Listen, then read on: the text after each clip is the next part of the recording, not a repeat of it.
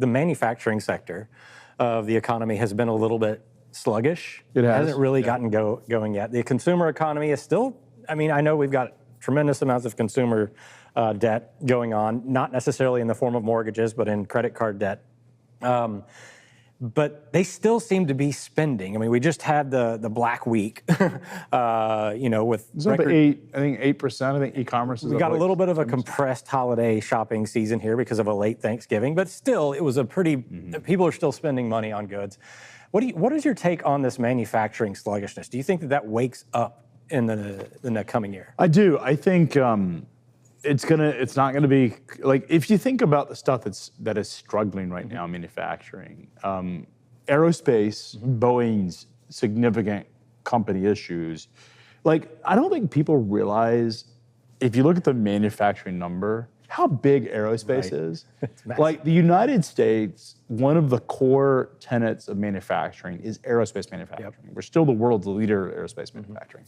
And Boeing has been such a problem as a business for the last couple of years that has caused significant issues. It's slowing down pilot recruiting, pilot hiring. So that's one aspect. And it's a big part of our export market is exporting airplanes.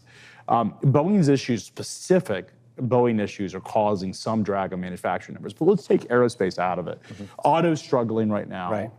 There's been reports of Stellantis, the CEO, just quit. The Nissan, there's been reports that it may file bankruptcy, or at least is having significant liquidity issues over the next year. So auto is struggling, and a lot of it is because the auto manufacturers went and tried to grab as much of the Inflation Reduction Act incentives for electric vehicles as they could, and built production and their supply chains around electric vehicles, anticipating that this was going to be a multi-decade generational shift.